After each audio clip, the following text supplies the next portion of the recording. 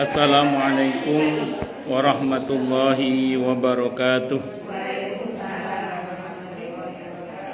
Bismillahirrahmanirrahim. Alhamdulillahi rabbil alamin. Wa bihi nasta'inu ala umurid dunya waddin. Wassalatu wassalamu ala asyrafil anbiya'i wal mursalin, Sayyidina wa habibina wa syafi'ina wa qurrati a'yunina wa maulana Muhammadin wa ala alihi wa ashabihi wa dzurriyyatihi ajma'in, amma ba'd. Ashhadu an la ilaha illallah wa ashhadu anna Muhammadar Rasulullah. Wa ufawwidu amri ilallah, innallaha basirun bil ibad. Hasbiyallahu la ilaha illa huwa alaihi tawakkaltu wa huwa rabbul arsyil azim. Qala Allah ta'ala fi kitabihil karim hikayatan an nabiyillahi Musa alaihi salam. Rabbi syrah li sadri wa yassir li amri wahlul 'uqdatam min lisani yafqahu qawli. Para asatidzah, para ibu-ibu sekalian, hafizani wa hafizakunallah, bil khusus segenap pengurus Majelis Ta'lim Ibu-ibu Fatimah yang semoga pengurusnya dan jamaahnya semoga semuanya saja selalu dalam naungan rahmat, barokah, perlindungan serta bimbingan Allah Subhanahu wa taala. Amin, Allahumma amin insyaallah. Dan tentu saya doakan semoga kemuliaan ibu-ibu sekalian selalu dijaga dan ditingkatkan terus oleh Allah Subhanahu wa taala sebagai seorang muslimah, sebagai seorang istri, sebagai seorang ibu, dunia hingga surga. Amin, Allahumma amin insyaallah. Allahumma inna nas'aluka ilman nafi'a wa rizqan thayyiba wa amalan mutaqabbala wa fatahallahu alaina futuhal arifin. Allahumma inna na'udzubika min ilmin la yanfa' wa amalin la yurfa' wa qalbin la yakhsha' wa du'a la yusma'. Allahumma ati anfusana taqwaha wa zakkiha anta khairu man zakkaha anta waliyuha wa maulaha. Amin, Allahumma amin insyaallah. Dan wabil khusus sahibul hajatnya ini Ibu Isur nggih, Ibu Vina, Ibu Yani dan Ibu Neneng, betul nggih? Kita doakan semoga beliau semuanya ini beserta keluarga besarnya, ya wis kita doakan semuanya sajalah, terkhusus yang sahibul bait tadi itu. Semoga Allah anugerahi keberkahan, kemuliaan, kebahagiaan lahir batin dunia akhirat. Amin, Allahumma amin insyaallah. Sehat walafiat selalu. Amin, Allahumma amin insyaallah. Sore ini insyaallah kita akan membahas nama Allah Al-Barru. Tentu sebelumnya yang utama kita haturkan puja dan puji syukur kita kehadirat Allah Subhanahu wa taala dengan berucap alhamdulillahi rabbil alamin. Mudah-mudahan dengan hamdalah ini nikmat dari Allah untuk kita ditambah. Karena Allah telah berjanji dalam Al-Qur'an di surah Ibrahim ayat 7, A'udzubillahi samii'il 'aliim minasyaitonir rajim. Wa id adzana rabbukum la in syakartum la azidannakum wa la in kafartum inna adzabi lasyadid. Jadi kalau kita bersyukur, sungguh nikmat dari Allah untuk kita ditambah. Dan kalau kita kufur, kita diingatkan oleh Allah akan siksa yang sangat pedih. Ini janji Allah, dan janji Allah dalam Al-Qur'an itu la raiba fi, tidak ada keraguan di dalamnya. Di antara penjelasan la raiba fi adalah siapapun yang mengamalkan isi Al-Qur'an dengan keimanan dan keyakinan, maka Allah akan tunjukkan kebenaran Al-Quran itu kepadanya hingga tiada lagi keraguan dalam hatinya. Salawat dan salam semoga tercurah limpahkan untuk junjungan kita Nabi besar Muhammad sallallahu alaihi wasallam. Semoga kita semua diakui sebagai umat beliau. Amin Allahumma amin insyaallah. Saya wasiatkan terutama untuk diri saya sendiri dan panjenengan semua agar kita semua terus berusaha meningkatkan ketakwaan kita kepada Allah Subhanahu wa taala. Karena dengan takwa itulah kita bisa memperoleh derajat yang sangat tinggi dengan sesungguhnya di sisi Allah Subhanahu wa taala. Hal ini didasarkan kepada firman Allah Subhanahu wa taala dalam Al-Qur'an di surah Al-Hujurat ayat 13. A'udzubillahi samii'il 'aliim minasyaitonir rajim. Ya ayyuhan nasu inna khalaqnakum min dzakarin wa unsa waj'alnakum syu'uban wa qabaila lita'arafu inna akramakum 'indallahi atqakum al-ayah. Wahai manusia, sesungguhnya kami telah menciptakan kalian dari seorang laki-laki dan seorang perempuan, berkembang menjadi bersuku-suku dan berbangsa-bangsa agar kalian saling mengenal. Sesungguhnya yang paling mulia di antara kalian di sisi Allah adalah yang paling bertakwa. Allah juga berjanji akan memberikan bonus bagi siapapun yang sungguh-sungguh bertakwa kepada Allah, berupa solusi atau jalan keluar dari setiap masalah yang dia hadapi, dan Allah juga berjanji akan memberinya rizki dari arah yang dia tidak duga sebelumnya. Hal ini didasarkan kepada firman Allah Subhanahu wa taala dalam Al-Qur'an di surah At-Talaq ayat 2 dan 3. A'udzubillahi samii'il 'aliim minasyaitonir rajim.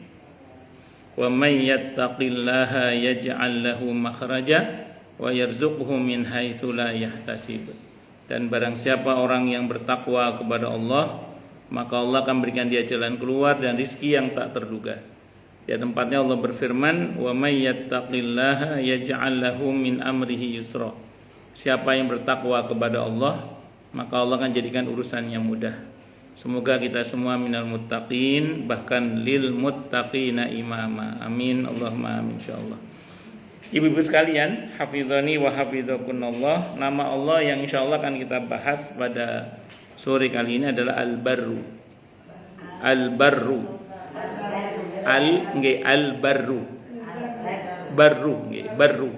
Birrun, barrun. Al-Bar. Al-Barru. Al-Bar. Bukan Ahmad Al-Bar, bukan. Al-Barru secara umum diterjemahkan dengan yang maha dermawan. Al-Barru secara umum diterjemahkan dengan yang maha dermawan.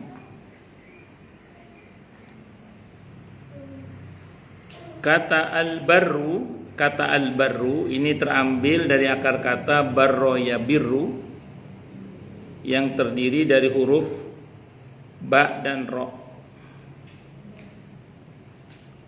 Ada 4 makna yang dikandung oleh asal kata tersebut, yaitu kebenaran, daratan, jenis tumbuhan, dan meniru suara. Jadi saya ulang ya, barru itu secara barun, secara bahasa artinya bisa kebenaran, bisa berarti daratan, bisa berarti daratan. Secara bahasa ini ya, secara bahasa. Bisa berarti jenis tumbuhan, bisa berarti jenis tumbuhan, dan juga bisa berarti meniru suara. Meniru suara. Tapi tentu kita tidak menggunakan semua makna itu. Yang kita pakai paling yang berarti kebenaran tadi itu. Karena nanti Allah sebagai Al-Bar itu maknanya tidak hanya maha dermawan, tapi juga bisa berarti maha baik, dan itu nyata, benar adanya gitu. Nyata dan itu benar adanya. Tinggal bagaimana kita kepada Allah aja, mau suudzon apa husnudzon itu aja. Mau baik sangka kepada Allah atau buruk sangka kepada Allah. Karena secara prinsip Allah itu kan ana inda dzanni 'abdi bi. Aku ini kata Allah menurut persangkaan hambaku kepadaku.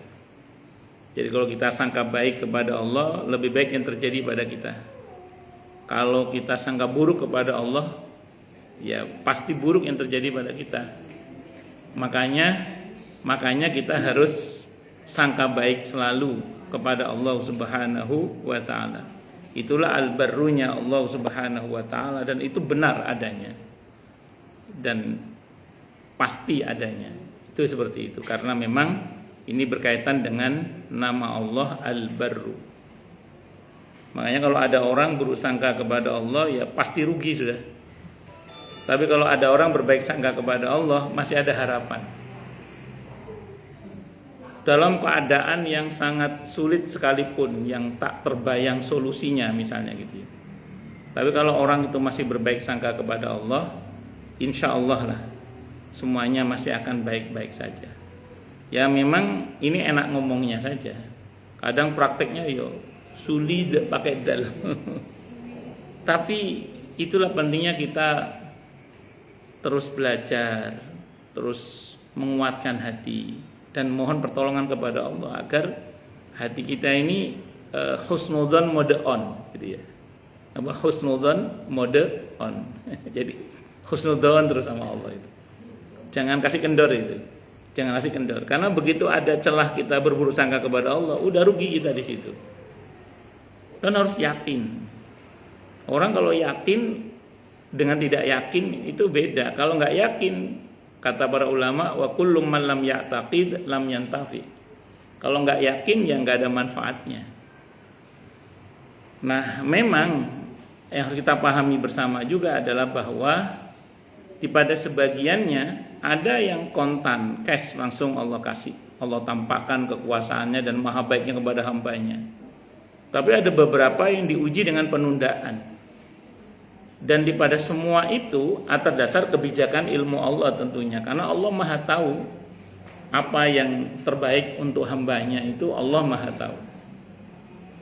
Makanya saya ulang sekali lagi, karena kita tidak paham apa yang ada di balik pengetahuan Allah yang maha itu, yang maha bijaksana itu, tentu hal yang patut kita lakukan kepada Allah itu ya cuma husnudzan, baik sangka kepada Allah Subhanahu wa taala.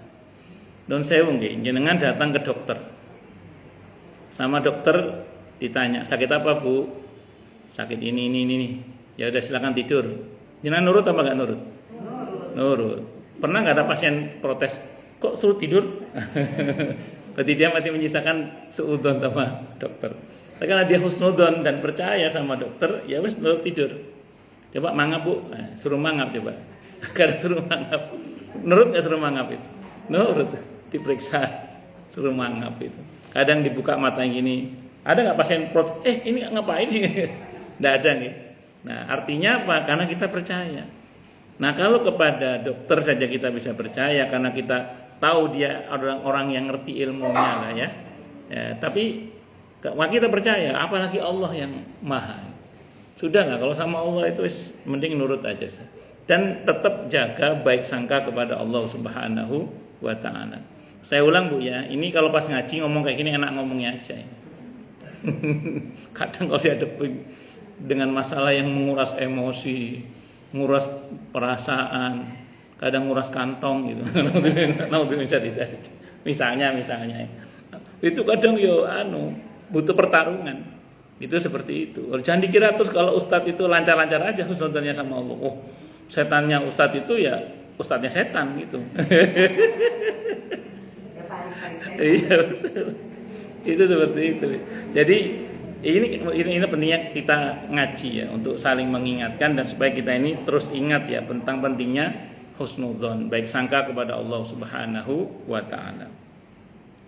Pun lanjut nggih. Nah, kemudian kita coba perhatikan kata al-barru ini hanya ditemukan satu kali sebagai sifat Allah dalam Al-Qur'an. Yaitu dalam Al-Qur'an surah At-Tur. Surah At-Tur surah ke-52 ayat 26 sampai dengan ayat 28 itu.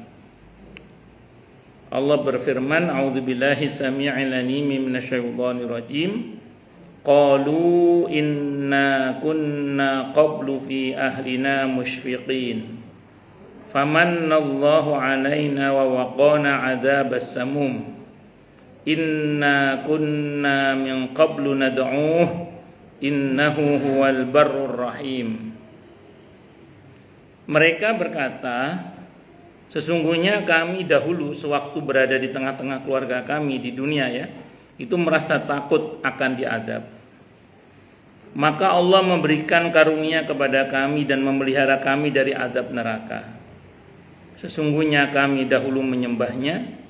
Sesungguhnya dialah Allah yang melimpahkan kebaikan lagi maha penyayang. Al-Barru diartikan dengan yang maha melimpahkan kebaikan lagi maha penyayang. Nah, saya mau terangkan dulu gini. Ayat ini kan menerangkan tentang ahli surga. Ketika di surga dia cerita. Ini ahli surga. Ketika di surga dia cerita sama-sama temennya di surga itu. Saya dulu di dunia ketika di tengah-tengah keluarga kami itu memang selalu merasa takut kalau sampai diadab oleh Allah. Nah, berarti di antara ciri ahli surga itu dalam hatinya ada rasa takut kepada Allah. Rasa takut kepada Allah itu bukan berarti terus kita kayak takut sama makhluk itu terus malah menjauh, bukan. Yang dimaksud rasa takut kepada Allah itu gini loh. Ketika mau ngomong itu dipikir, ini kira-kira Allah ridho apa enggak ya gitu. Allah cinta apa enggak ya? Allah murka apa enggak ya? Mau ngomong itu loh. Mau nulis status, mau nulis komentar, itu dipikir, ini kalau saya nulis status ini orang sekecamatan tersinggung nggak ya misalnya gitu. Misalnya. Ini Allah murka apa enggak? Allah ridho apa tidak gitu. Ya, mau berbuat apa saja pertimbangannya begitu. Nah, kalau kita selalu punya pertimbangan selalu punya begitu. Jadi setiap berkata, berbuat atau melakukan apa saja pertimbangan Allah ridho apa tidak. Allah murka apa tidak. Sehingga pertimbangan selalu bagaimana Allah ridho apa enggak kalau saya berbuat begini. Taruhlah namanya manusia kadang ada remblong juga ya. Kita segera astagfirullah. Nah, kalau begitu kehidupan kita, insya Allah lah dan semoga ya kita yang termasuk min ashabil jannah sebagaimana dalam ayat ini. Amin insya Allah. Teman menarik pernyataan ahli surga ini. Dia mengatakan ya kami begini ini. Di samping yang utama ya kita menyembah Allah, karena kita menyembah Allah dan punya rasa takut kepada Allah dan kita menyembah Allah. Terus kemudian ada pernyataan bahwa ini semua adalah karena maha baiknya Allah dan karena maha kasih sayangnya Allah. Jadi kalau kita boleh simpulkan surga itu bukan harga dari ibadah. Jadi surga itu bukan harga dari ibadah, bukan. Surga itu hadiah cinta dari Allah yang kita ibadahi. Saya ulang ya, surga itu bukan harga dari ibadah yang kita lakukan, bukan. Surga itu hadiah dari Allah, hadiah cinta dari Allah untuk kita. Surga itu. Kok bisa begitu? Saya sering contohkan di sini. Jenengan beribadah berapa tahun? Umur kita berapa? 80, 90, 100.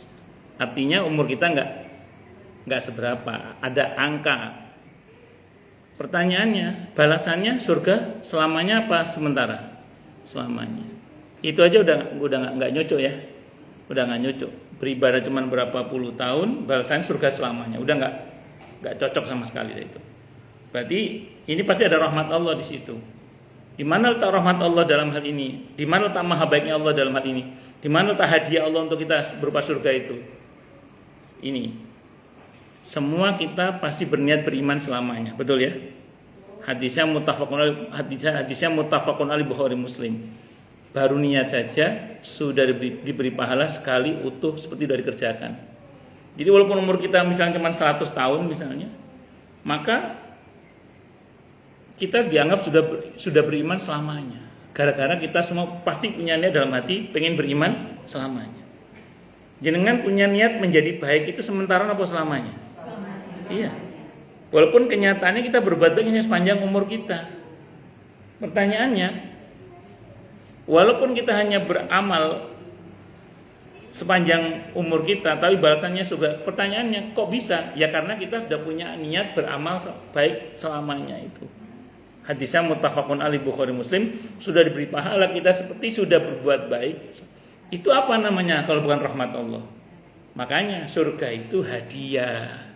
Hadiah dari Allah. Nah, tapi ingat, jangan sampai kita berkata begini, kalau gitu nggak usah beramal, kan itu hadiah, itu rahmat.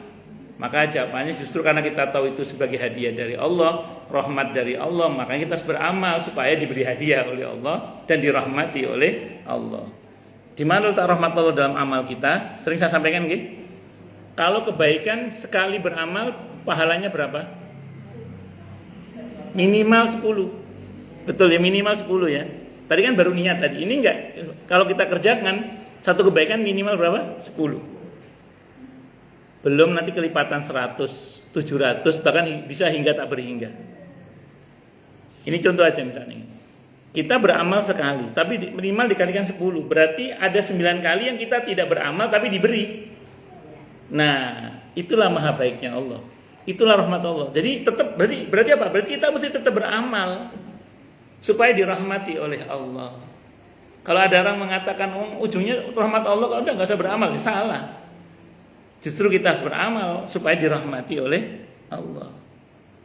Itu minimal 10 itu. Bisa 100. Bisa 700. Bisa tak berhingga. Bisa dipahami insyaallah nggih. Ya enggak saya jauh-jauh lah, contoh misalnya ini kan tadi Bu Isur naruh minuman di sini nih, saya coba minum nggih. Ini izin. Ini contoh aja. Bismillah.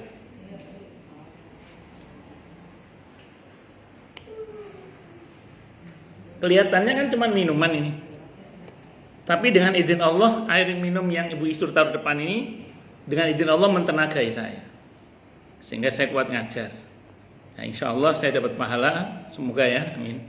Nah, kira-kira Bu Isur atau yang beli air ini dapat juga nggak? Dapat, insya Allah. Iya, alhamdulillah. Nah, sementara insya Allah tenaga air ini masih cukup untuk saya ngajar nanti malam, insya Allah. Di Harapan Baru Regensi saya ngajar lagi nanti malam insyaallah. Insyaallah dan semoga saya dapat pahala lagi. Bu Isur dapat lagi enggak ini sama yang ngasih air ini? Dapat lagi insyaallah. Sayangnya ini air putih. Kalau STMC mungkin cukup buat besok lagi saya ngajar di Kemang 2. Enggak. Bercanda. Ini artinya makanya saya bilang kelipatan paling enggak 10. Bisa 100, bisa 700. Ini bisa dimengerti maksudnya nggih? Itu seperti itu. Belum lagi kalau di antara yang saya ajari itu misalnya ada 10 aja yang mengamalkan ilmu saya. Atau dari 10 itu terus mengamalkan ke yang lainnya, kira-kira berapa pahalanya Bu Isur sama yang nyumbang air ini kira-kira? Oh iya. Ini baru air putih, ini belum STMC. Bercanda. Tapi tidak saya pisah, maksud saya itu penjelasannya kira-kira gitu. Dan kelipatan yang kita tidak pernah mengerjakan itu, Allah kasih seolah-olah kita sudah mengerjakan itu apa namanya kalau bukan rahmat Allah? Bisa dipahami nggih? Nah, itu diantara penjelasan sebagian para ulama usul fikih yang saya tahu diantaranya itu menjelaskan itu begitu. Diantaranya Allahu Akbar. Terus kemudian, jadi kalau hari ini kan kita alhamdulillah masya Allah masih di dunia ini kita ini. Kalau hari ini Bu Antari nggak kelihatan? Rapat ya, masih rapat di. Oh berarti sehat ya berarti ya. Alhamdulillah masya Allah. Alhamdulillah.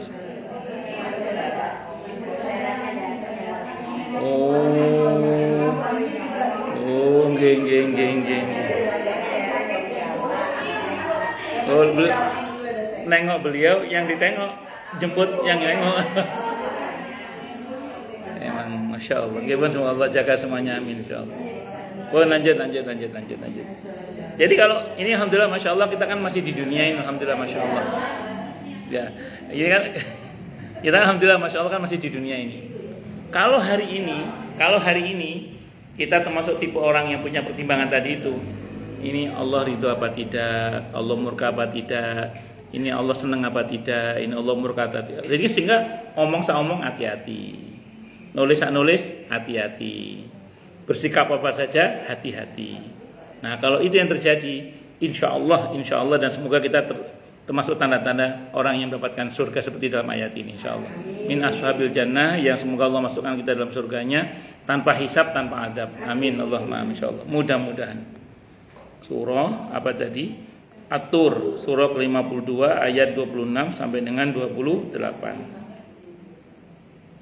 Sebagai sifat manusia tersebut 2 kali dalam Al-Quran. Al-Barru, kata barru itu disebut sebagai sifat manusia 2 kali dalam Al-Quran. Yang pertama di surah Maryam.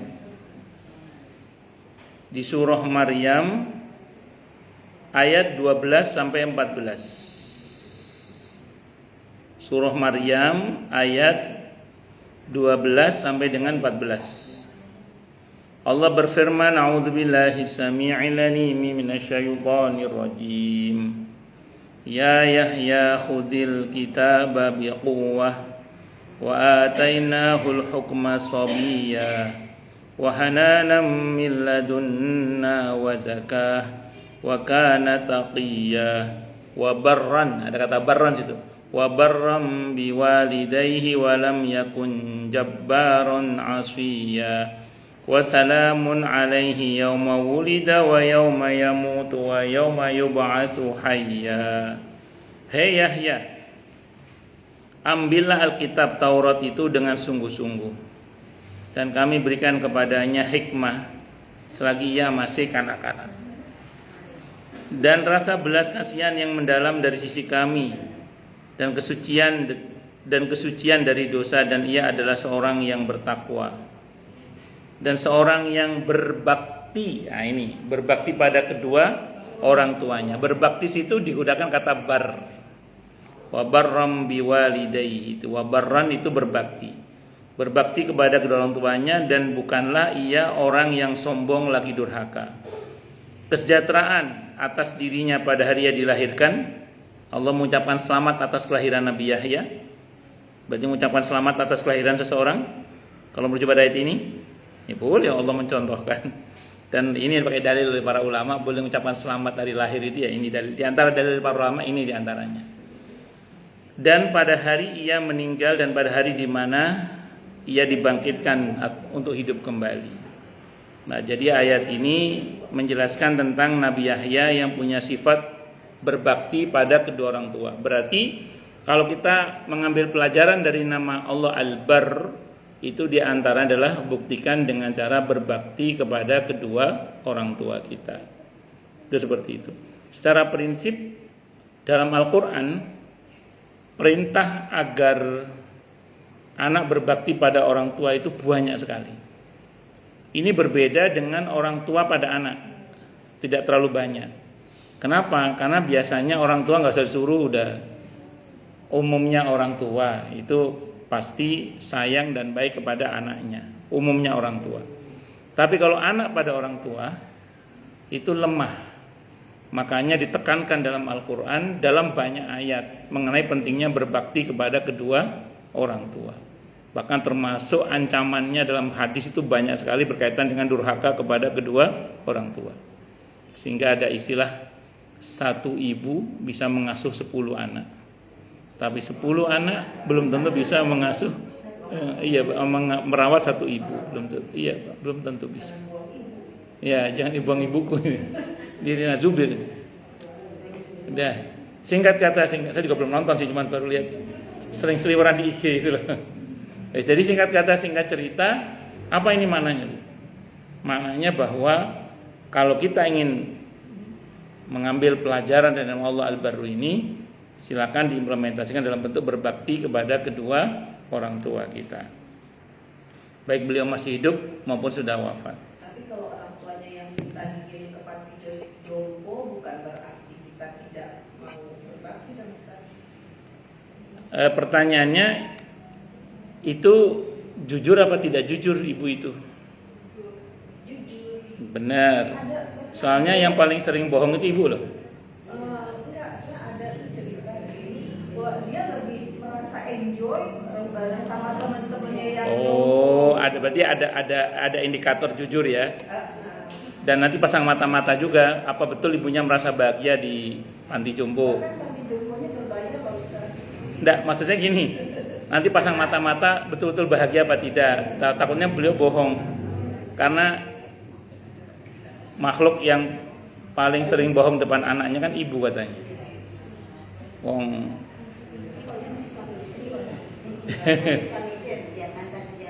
ada begitu. Ya kalau betul-betul mau silakan, tidak ada masalah. Kalau dan terbukti bahagia di situ ya, terbukti bahagia. Kalau di Jawa Timur saya lupa kalau nggak di Jombang apa di Mojokerto itu ya, itu ada pesantren Husnul Khotimah. Ya, ada pesantren Husnul Khotimah, terus isinya itu orang-orang sepuh-sepuh. Jadi mereka memang senang di pondok karena dibina spiritualnya untuk Husnul Khotimah. Kalau saya nggak salah di Amanah itu kalau nggak di Mojokerto di Jombang, saya lupa itu. Ada pesantren program Husnul Khotimah. Pernah diliput di TV itu. Pernah diliput di TV. Saya nggak tahu alamat persisnya sih. Cuma pernah diliput di TV itu. Ya kalau atas kemauan beliau dan itu tulus dan jujur serta dalam kesaksian orang sekitar memang beliau bahagia di situ tidak apa-apa. Tapi kalau nun sewu itu hanya bahasa di permukaan, tapi sebenarnya ya itu sepatutnya jangan dilakukan. Itu seperti itu.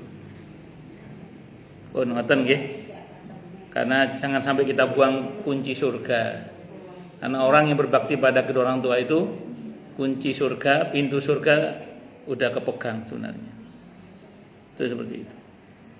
Quran surah Maryam ayat 30 sampai 32 yang kedua. Ada di surah Maryam ayat 30 sampai 32. Qala inni abdullah ataniyal kitaba wa ja'alani nabiyya wa ja'alani mubarakan aynama kunt wa usani bis salati waz zakati ma dumtu hayya wa barram bi walidati wa lam yaj'alni jabbaran syaqiyya. Nabi Isa berkata, sesungguhnya aku ini hamba Allah. Dia memberiku Alkitab Injil dan dia menjadikan aku seorang nabi.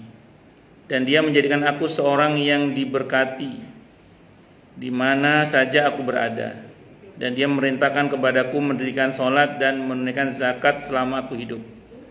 Dan berbakti, nah ini barran, berbakti kepada ibuku dan tidak menjadikan aku seorang yang sombong lagi celaka. Jadi kata bar untuk manusia dalam ayat ini, kata barru untuk manusia dalam ayat ini, dalam dua ayat ini maksud saya, dan hanya dua kali itu sebagai sifat manusia, itu diarahkan kepada seorang yang berbakti kepada kedua orang tua. Makanya berbakti kepada kedua orang tua itu seringkali disebut dengan istilah apa? Birrul walidain. Berbakti kepada kedua orang tua. Ini pahalanya gede, besar. Nah, kadang sebagian anak tidak menyadari ini karena tiap hari ketemu dianggap biasa saja. Padahal itu pahalanya besar sekali. Itu seperti itu. Kapan hari yang meninggal itu ibunya Pak Ustadz Marjanto yang meninggal, yang di status Facebook ibu. Oh, adiknya ibu, bukan ibunda ibu yang sering jalan-jalan itu bukan ya? Alhamdulillah. Oh, alhamdulillah, masya Allah masih sehat ya. Alhamdulillah. Masih mau jalan-jalan lagi. Insya Allah. Lebaran di Jepang, Lebaran di Jepang di mana? Oh, di Cina itu. Oh, saya pikir di Jepang. Allah. Oh, lanjut. Itu. Boleh. Kalau dari kata wabarron biwalidati itu berarti bukan hanya anak kandungnya. Bagus. Memang dalam dua ayat ini menggunakan kata walid ya. Walid. Jadi walid di sini itu kan kalau merujuk pada teori walad itu berarti bisa anak kandung, bisa bukan anak kandung, bisa orang tua kandung, bisa bukan orang tua kandung. Jawabannya iya. Nabi Ibrahim itu yang Nabi Ibrahim doakan dalam Al-Qur'an itu yang namanya Azar, itu bukan bapak kandung itu. Itu paman. Paman yang mengasuh Nabi Ibrahim sampai beliau mengambil paman itu sebagai bapak. Itu. Bisa dimengerti ya? Abu Thalib itu kalau nyebut Nabi Muhammad SAW itu anak saya. Dan Nabi kalau menyebut Abu Thalib itu bapak saya, seperti bapak saya. Jadi Fatimah binti Asad istrinya Abu Thalib, Nabi manggilnya ibu. Tapi bukan ibu kandung, bukan. Ya, jadi memang bisa, kalau diartikan sana juga bisa. Makanya Inilah indahnya syariat Islam ya. Maaf. Bagi siapapun yang mohon maaf ya, yang tidak dianugerahi keturunan misalnya oleh Allah, itu bisa anak asuh, bisa anak angkat, bisa anak didik, bisa. Saya teringat ada artis nasional itu, dia tidak punya keturunan, terus dia ngomong di TV saat itu saya mendengarkan wawancaranya. Saya bersyukur tidak punya anak kandung, kata dia gitu. Jadi anak saya banyak, kata dia gitu. Karena ternyata beliau punya anak asuh di mana-mana. Wah, punya anak asuh di mana-mana. Ya, anak saya jadinya banyak gitu, kata beliau. Itu bisa masuk asal seiman, doanya bermanfaat gitu. Ya, ngaten nggih? Itu seperti itu. Pun itu kata al-barru. Al-barru. Allah Subhanahu wa taala sebagai al-barru difahami oleh banyak ulama sebagai dia memberikan aneka anugerah untuk kemaslahatan makhluknya. Anugerah yang sangat luas dan tidak terbilang. Nggih, monggo. Assalamualaikum. Meskipun tidak jarang hambanya mendurhakainya. Jadi bahkan saking baiknya Allah, orang yang durhaka pun masih diberi rizki, masih diberi kenikmatan dalam mekanisme sistem yang Allah bangun di dunia ini melalui proses namanya sunnatullah itu. Allah berfirman dalam Al-Quran di surah Ibrahim ayat 34, wa atakum min kulli ma sa'altumuh wa in ta'uddu ni'matallahi la tuhsuha innal insana la zalumun kafar. Dan dia Allah telah memberikan kepadamu keperluanmu. Ini di surah Ibrahim ayat 34 ya. Dan dia Allah telah memberikan kepadamu keperluanmu dan segala apa yang kamu mohonkan kepadanya. Dan jika kamu menghitung nikmat Allah, tidaklah dapat kamu menghinggakannya. Sesungguhnya manusia itu sangat zalim dan sangat mengingkari nikmatnya. Allah itu punya mekanisme namanya sunnatullah. Siapapun yang mentaati sistem sunnatullah itu, walaupun dia kafir, bahkan zalim, kafir, jahat sekalipun, dia dapat rahmat Allah. Tapi di dunia ya, tidak di akhirat. Contoh ini, contoh. Mau muslim, mau kafir, mau baik, mau jahat, kalau berjemur di bawah sinar matahari pagi, dia berhak atas rahmat Allah yang dikandung oleh sinar matahari pagi itu. Saya nggak tahu ibu madhabnya yang jam 7 apa jam 10, saya nggak tahu. Ada dua madhab itu, jam 7 ada yang jam 10. Nah, dulu pas pandemi itu ada dua madhab, ada yang jam 7, ada yang jam 10. Kalau sak kobre. Nah, terus kemudian tidak peduli muslim, kafir, jahat maupun baik, kalau dia mengkonsumsi sayuran, buah-buahan, maka dia berhak atas vitamin dan mineral yang dikandung oleh buah-buahan dan sayuran tersebut. Tidak peduli muslim atau kafir, jahat ataupun baik, kalau dia menguasai pangsa pasar, ada keberanian dan perhitungan yang jeli dalam bisnis, tidak besar pasak daripada tiang misalnya, insya Allah kaya gitu aja. Nah ini biar kita paham ya bahwa soal ini diatur dalam sistem sunnatullah. Jadi siapapun yang mentaati sistem itu insya Allah berikan itu. Tidak peduli muslim, kafir, muslim maupun kafir, terus jahat maupun baik. Kalau enggak baiknya kelenger gitu aja. Nah, itu sunnatullah namanya. Nah berarti siapapun yang mentaati sistem sunnatullah ini, ya dia akan mendapat apa yang disebut rahmat Allah di dunia ini. Cuman ingat, sebagai orang beriman, kita tidak hanya bicara sunnatullah, kita bicara juga masyiatullah. Apa masyiatullah? Itu kehendak Allah, hubungannya dengan pertolongan Allah. Contoh ini, ada dua warung. Ini dua warung. Warung apa ini namanya? Warung kita kan memang murah. Ini misalnya ya warung Madura. Ya, warung Madura. Yang ini murah, pelayanan bagus. Jadi ini murah, enak, pelayanan bagus. Yang ini mahal, judes gak enak. Ya, kira-kira pilih mana orang? Nah, ini itu namanya sunnatullah. Itu namanya apa? Sunnatullah namanya. Sekarang gini, kenyataan itu kan kita bicara teorinya ya. Sunatullahnya gitu. Sekarang kita bicara kenyataannya. Yang sering terjadi kenyataannya apa? Sama-sama murahnya, sama-sama enaknya, sama-sama bagus pelayanannya. Ini yang sering terjadi kan? Pembeli kadang cuma satu. Yang menggerakkan hati pembeli tetap milih warung kita itu siapa? Itulah pentingnya tahajud, duha, istighfar, sedekah, silaturahim. Apa Bu? Oh, suara pintu.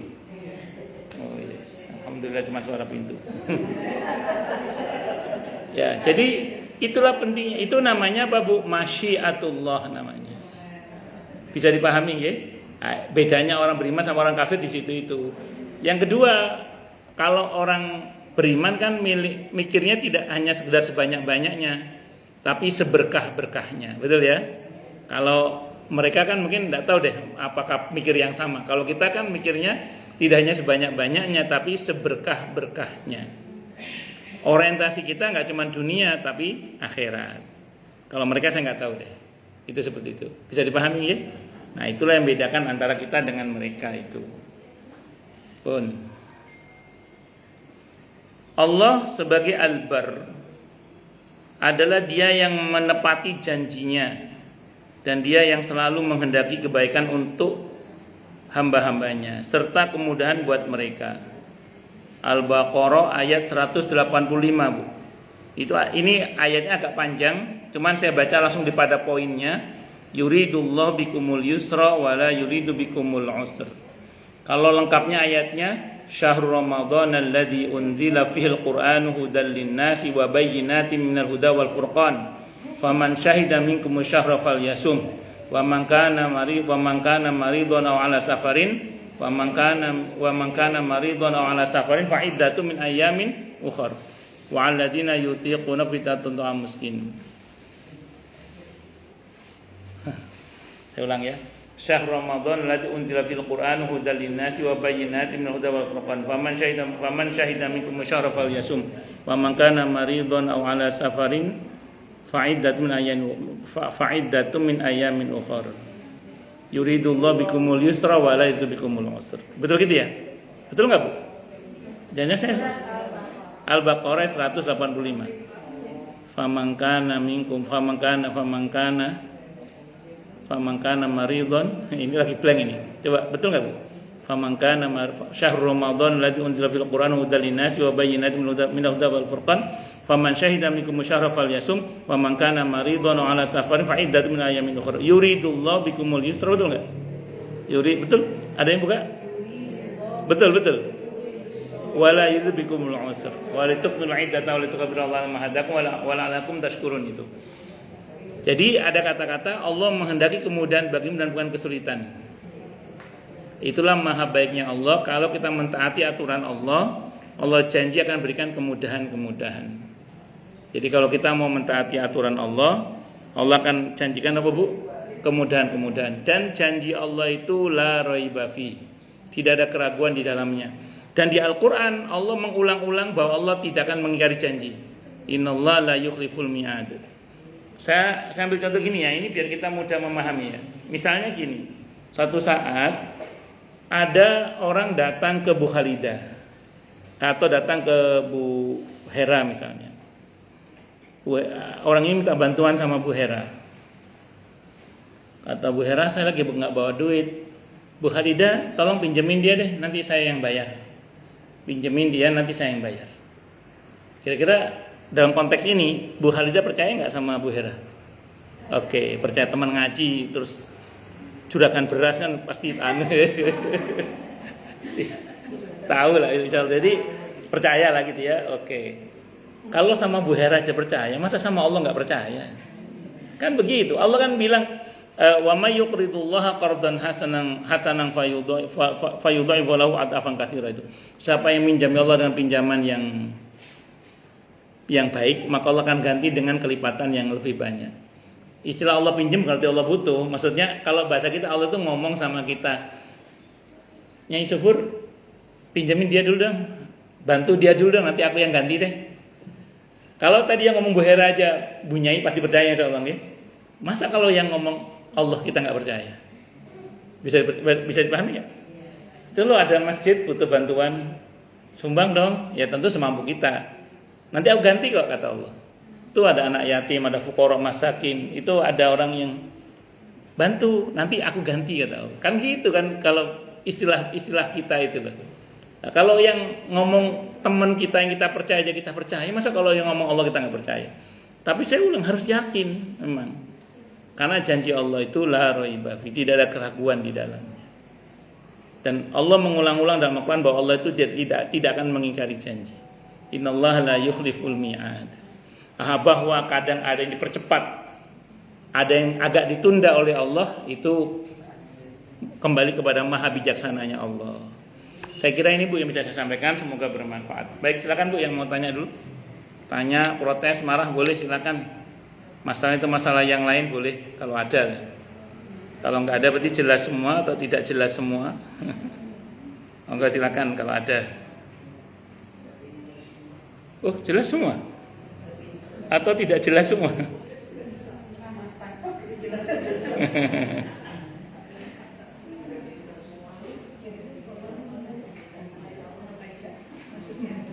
Itu tadi baru air minum ya. Belum lagi ini baju dikasih buhar dulu ini. Oh, ini bisa buat ajar bertahun-tahun ini. Nggih, monggo. Enggak Bu Asmi.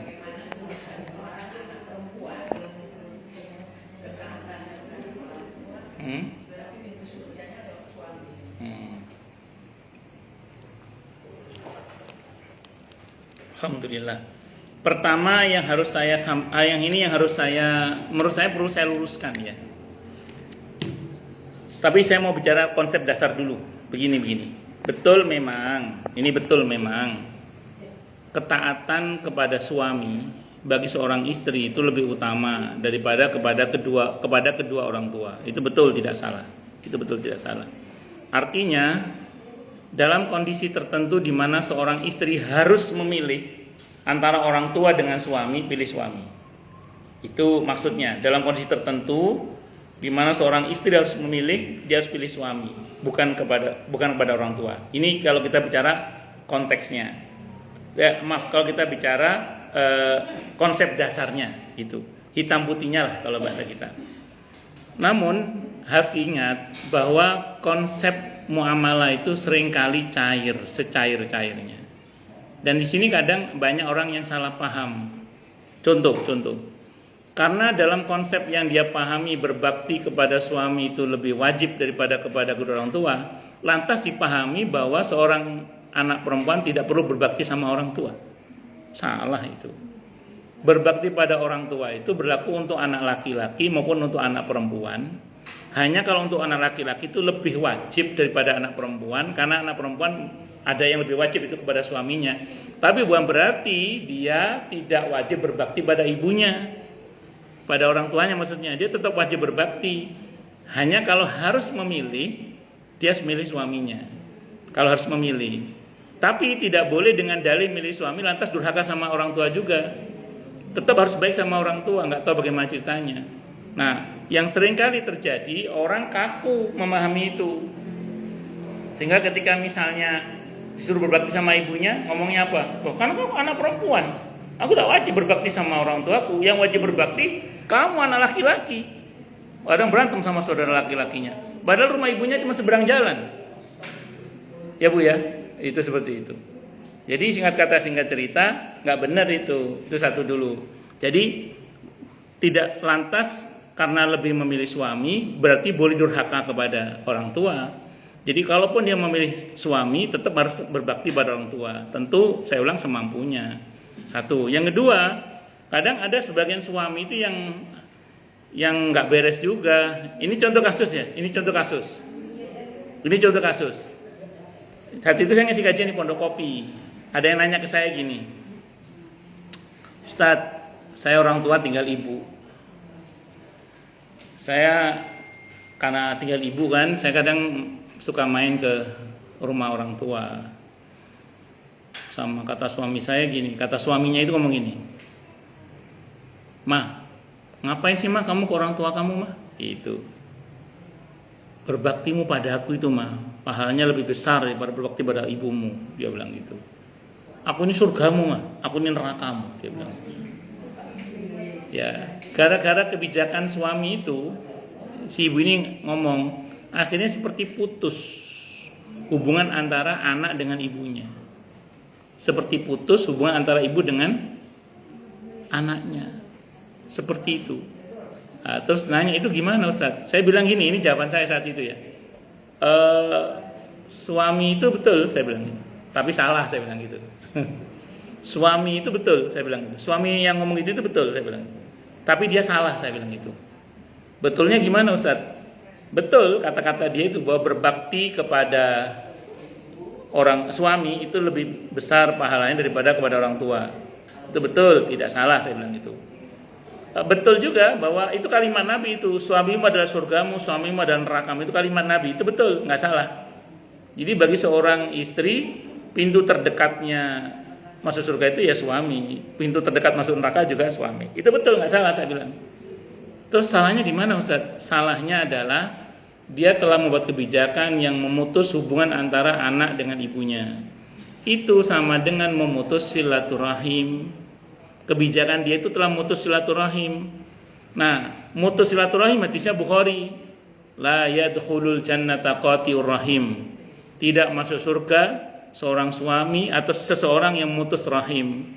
Jadi kalau ada seorang suami membuat kebijakan seperti itu, yang akhirnya seorang anak putus dengan ibunya, naudzubillah min syarri dzalik, berarti suami itu termasuk mutus silaturahim yang berarti tidak masuk surga.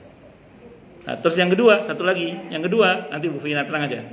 Yang kedua, di fikih sunnah di bab tentang hadonah itu ada hadis bunyinya gini: barang siapa yang memisahkan antara ibu dengan anaknya atau orang tua dengan anaknya, maka nanti di akhirat dia akan dipisah oleh Allah dari yang paling dia sukai, yang paling dia cintai di akhirat. Apa yang paling kita cintai di akhirat nanti? Ampunan Allah, rahmat Allah, surga Allah. Alias nggak masuk surga karena mutus silaturahim. Ya, jadi konsep itu tadi, itu konsep dasarnya memang begitu. Tapi dalam prakteknya nggak boleh kaku yang sampai membuat putus silaturahim antara seorang anak dengan orang tua. Dan ingat, walaupun lebih harus berbakti pada suami, bukan berarti tidak lagi berbakti pada orang tua. Seorang anak tetap wajib berbakti pada kedua orang tuanya, walaupun kepada suami dalam itu lebih wajib. Nah, dan suami yang benar, suami yang baik, dia akan memberikan keleluasaan bagi istrinya untuk berbakti pada kedua orang tuanya, bukan malah menghalangi. Nggih, ngoten nggih. Wallahu alam. Monggo Bu Fina. Nggih.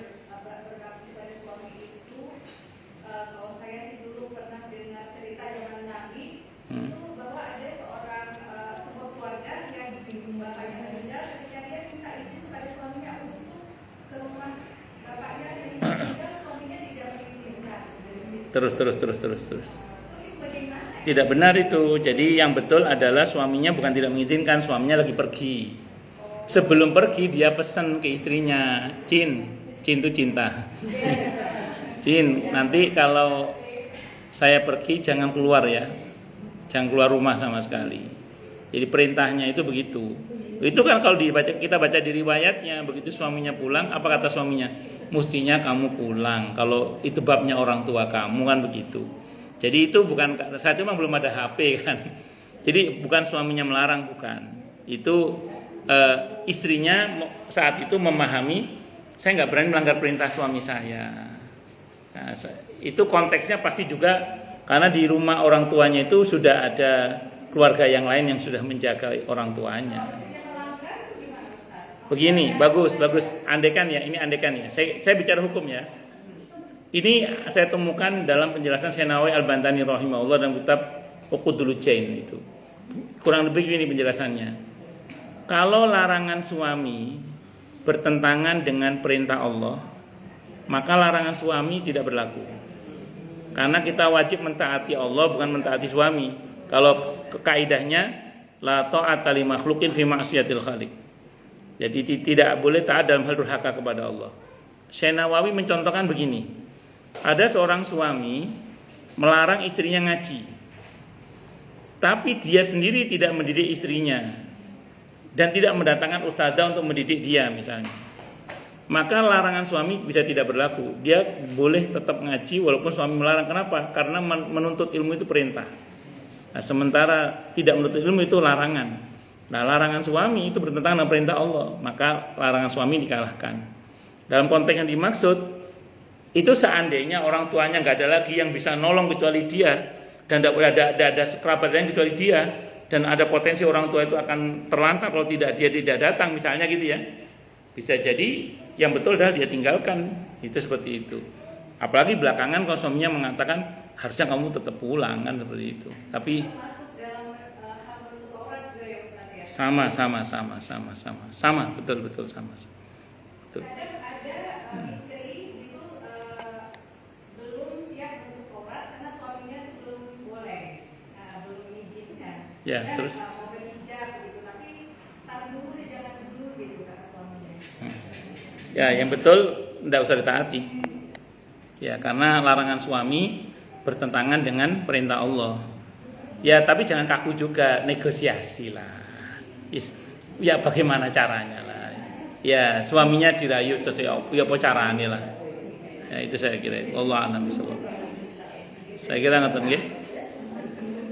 Saya ada jamaah begitu dan beliau tetap memilih untuk tetap berhijab. Ya, mungkin ada sedikit gesekan, tapi karena dia pandai merayu suaminya, lama-lama ya nggak ada masalah juga. Allah a'lam bishawab.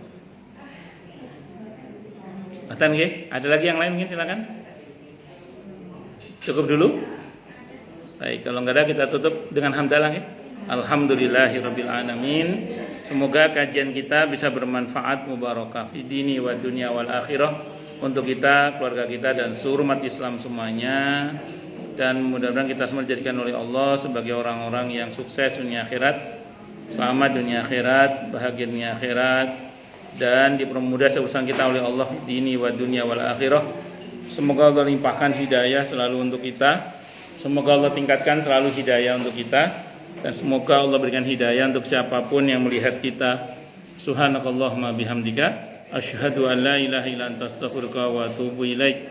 Sallallahu alaihi Muhammad wa ala alihi wasallam. Saya mohon maaf. Wassalamualaikum warahmatullahi wabarakatuh.